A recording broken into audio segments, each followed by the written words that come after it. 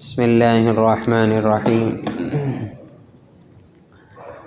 اللہم صلی علی سیدنا و مولانا محمد مبارک وسلم علیہ۔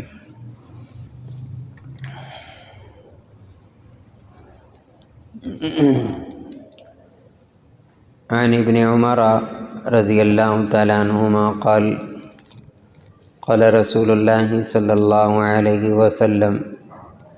لا تکثر الکلام بغیر ذکر اللہ فإن کثرت الکلام بغیر ذکر اللہ قسوة للقلب وإن أبعد الناس من اللہ القلب القاسی او کما قال علیہ الصلاۃ والسلام۔ حضرت عبداللہ ابن عمر رضی اللہ تعالیٰ عنہما سے روایت ہے، رسول اللہ صلی اللہ علیہ وسلم نے فرمایا لا تکثر الکلام بغیر ذکر اللہ، اللہ کے ذکر کے علاوہ زیادہ زبان نہ چلایا کر، زیادہ باتیں نہ کیا کر، یعنی زبان سے نکلنے والا کلمہ 13-24 گھنٹے میں وہ ذکر اللہ زیادہ ہو، باقی چیزیں کم ہوں۔ لا تکثر الکلام بغیر ذکر اللہ، تیری زبان سے جو زبان بولتی ہے، اصل میں اللہ نے زبان کا تعلق دل سے رکھا ہے، یہ عجیب بات ہے۔ تو ایک عربی کا محاورہ بھی ہے اذا تکرر الکلام فی السمع تکرر فی القلب، جو بات بار بار کہی جاتی ہے اس کا دل پہ اثر ہوتا ہے۔ زبان ذکر کرتی ہے نا اللہ کا، تو اس کے اثرات دل پہ آتے ہیں۔ زبان کچھ اور گناہ کے کلمات کہتی ہے تو اس کے بھی اثرات دل پر آتے ہیں۔ تو زبان ایک مرکزی چیز ہے جس کا تعلق اللہ نے دل سے جوڑا ہے۔ تو رسول اللہ صلی اللہ علیہ وسلم نے فرمایا اب تو الحمدللہ ہر ایک آدمی پڑھا لکھا ہے، تو آدمی دیکھے کہ میری 24 گھنٹے کے اندر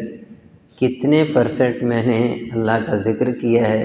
اور کتنے % میں نے کچھ اور باتیں کی ہیں جو ذکر اللہ سے، اللہ کے ذکر سے خالی ہیں۔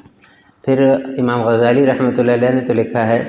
کہ ہم جو بولتے ہیں نا وہ کئی قسمیں ہیں اس کی، بعض باتیں ایسی ہیں جس کا ہمیں دنیا میں فائدہ ہوتا ہے، بعض باتیں ایسی ہیں جو ذکر اللہ میں آتی ہیں جس سے ہمارا آخرت کا فائدہ ہوتا ہے، بعض ایسی ہیں جو نہ دنیا کا فائدہ ہے نہ آخرت کا فائدہ ہے۔ جیسے ہم کہتے ہیں چلو تھوڑی دیر گپ شپ کر لیتے ہیں، تو وہ گپ شپ کیا ہوتی ہے، کوئی بھی ٹاپک لے لیا جاتا ہے، جیسے آج کل ٹاک شاک ہو رہے ہوتے ہیں، تو کیا ہے اس سے دنیا آخرت کیا ہے، کچھ بھی نہیں، اگرچہ اس کے اندر دنیا شامل ہو گئی ہے اب تو، لیکن بہرحال عام جو ہمارے یہاں گپیں لگتی ہیں تو اس کا نہ کوئی دنیا کا فائدہ ہوتا ہے نہ کوئی آخرت کا فائدہ ہو رہا ہوتا ہے۔ تو اس لیے قرآن مجید کے اندر فرمایا کہ مومن آدمی لغو باتوں سے پرہیز کرتا ہے، لغو کاموں سے پرہیز کرتا ہے،